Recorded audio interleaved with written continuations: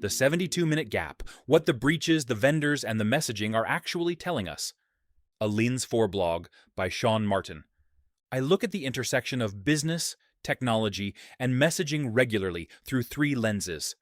How organizations are running their operations and security programs, how vendors and innovations are reshaping the market, and how language influences the decisions that executives and practitioners actually make. Taken together, these three angles reveal where the real gaps and the real opportunities live. This time, the focus is cybersecurity, and the signals are hard to ignore. How fast are AI-driven cyber attacks, and can security programs keep up? The short answer, attackers are operating in minutes, and most defenders are not. AI-driven cyber attacks now move from initial access to data exfiltration in as little as 72 minutes, a 4 times acceleration over the prior year, according to the Unit 42-2026 Global Incident Response Report. Meanwhile, only 6% of organizations have fully deployed agentic AI in their security operations, even though 92% say AI helps their teams review more events.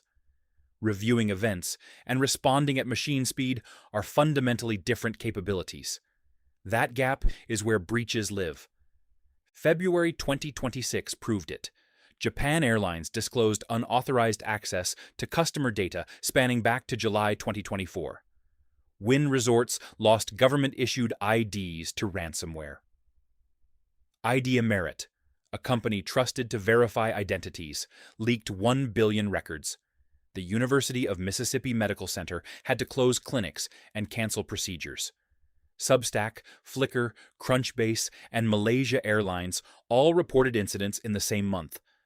The thread connecting these was not sophisticated tradecraft. It was credential reuse, ungoverned third-party access, and peripheral systems nobody was monitoring. Gaps in visibility, not gaps in technology. Unit 42's data makes it stark. 65% of initial access is now identity-driven, with social engineering, stolen credentials, and IAM misconfigurations as the primary entry points. Identity weaknesses played a role in nearly 90% of all incidents investigated. And the institutional backstop is weakening. CISA has lost nearly 30% of its workforce since early 2025, dropping from about 3,400 to 2,400 staff. The CIRSEA final rule is delayed until May 2026. The Cybersecurity Information Sharing Act has expired. For every CISO trying to build a program that connects detection to response to business continuity, the question to the board is direct. If the federal infrastructure we relied on is diminished, what is our plan? But here is what makes this moment different from the last decade of "we are losing the arms race" headlines. Some organizations are closing the gap, and closing it fast.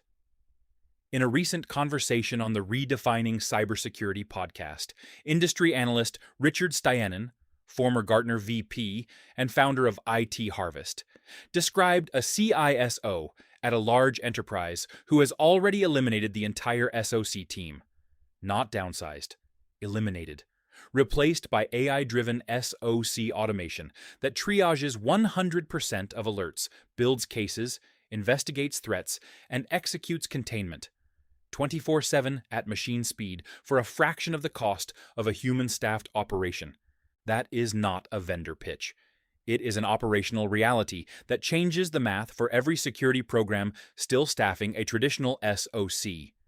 If one organization can do it, the question for every other CISO becomes, what is the cost of not doing it? Styanin framed it bluntly. If a 90-day proof of concept costs $15,000 and your SOC budget over that same period is $1 million, every quarter you delay is a quarter of budget you do not get back. The workforce gap is 4.8 million globally. The breach tempo is accelerating. The programs that close the 72-minute gap will not do it by hiring faster. They will do it by rethinking what humans are for and what machines should own. Which vendor moves are actually changing the market? Platform consolidation is accelerating. But the most disruptive shift may not be coming from the platform vendors at all.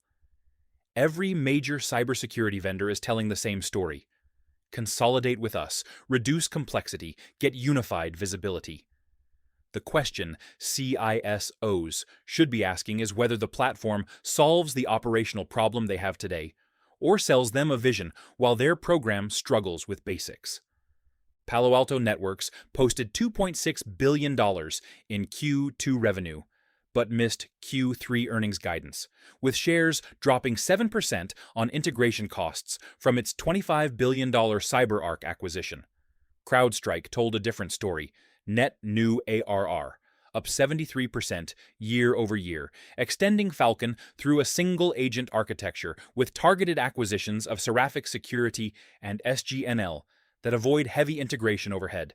The M&A signal is impossible to ignore. Google closed its $32 billion Wiz acquisition with EU approval. Cyra raised $400 million at a $9 billion valuation. Vectra acquired Netography to unify observability and detection. The consolidation is real. But underneath the platform wars, a different market is forming. IT Harvest now tracks 375 AI security vendors, almost all founded since 2022. Of those, 58 are focused specifically on SOC automation, not SIEM vendors adding features, but purpose-built startups replacing the SOC staffing model entirely. Collectively, they have received over $1.3 billion in funding. Many of these companies launched in early 2025 and reached $1 million in ARR within months. By year-end, several had hit $3 million in ARR for a product category that barely existed 18 months earlier. Steinen's assessment is direct. By this time next year, tracking AI security as a standalone category will no longer make sense because every vendor will be an AI security vendor. That is a market structure claim, not a feature claim, and it has implications beyond the SOC. Agentic AI, autonomous systems that make decisions without continuous human oversight, landed at the top of Gartner's 2026 cybersecurity trends. Forrester predicts it will cause a public breach this year. That prediction already has a proof point. A vulnerability dubbed Clawjacked in OpenClaw showed that a malicious website could hijack a locally running AI agent through its core gateway. No plugins or user error required. Traditional identity and access management was never designed for machine actors that spin up dynamically, retain persistent credentials, and operate outside human governance life cycles. Gartner data shows 57% of employees use personal Gene AI for work, with 33% uploading sensitive data to unsanctioned tools.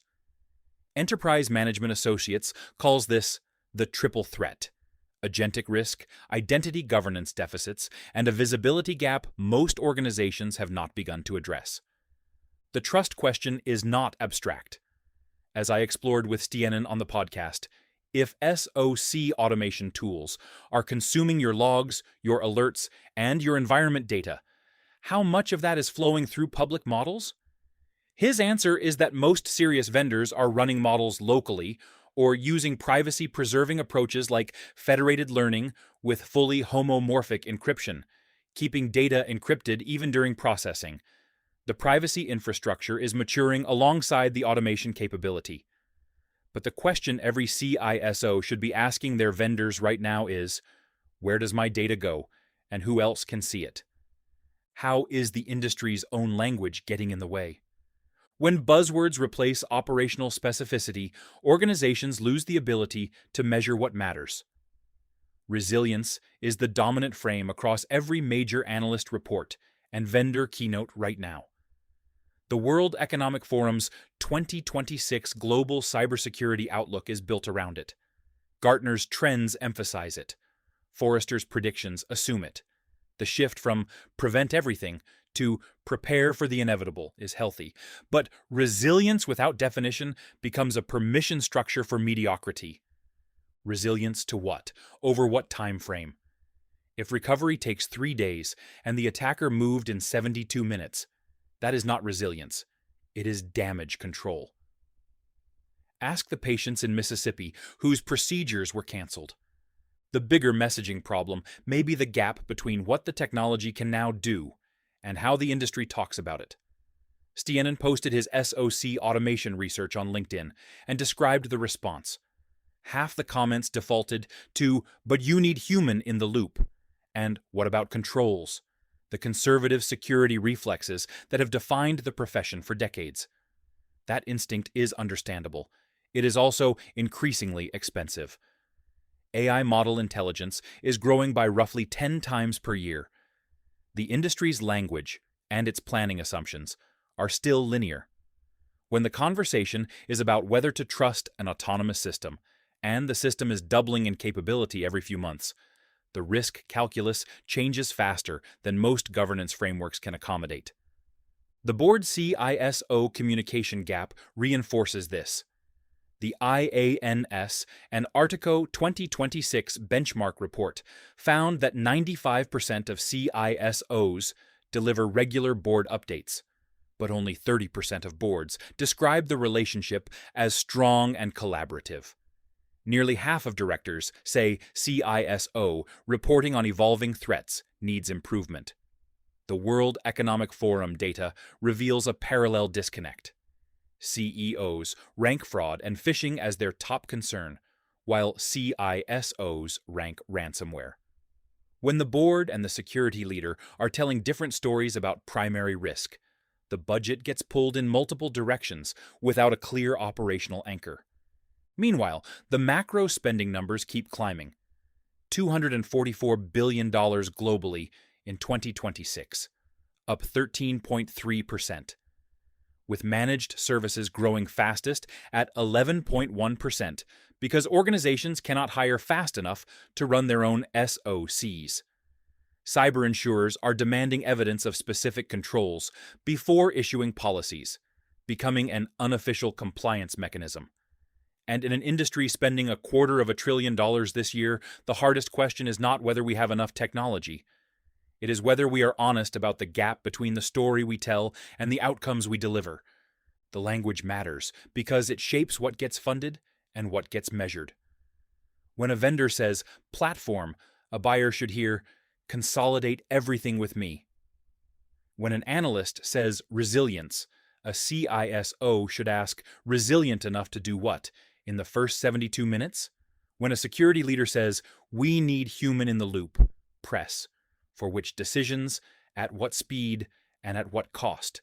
And when a policymaker says, "back on mission," press. With what resources? 72 minutes. That is the story your program needs to tell. Can it? If this analysis is useful, whether you are a CISO evaluating your program, a vendor shaping go-to-market strategy, a product marketer cutting through noise, or an analyst mapping the landscape, I would welcome the conversation. This is what I do. Connect the dots between business operations, the technology that serves them, and the market forces that shape both. Reach out at seanmartin.com and subscribe to Lens 4, where business, innovation, and messaging come into focus.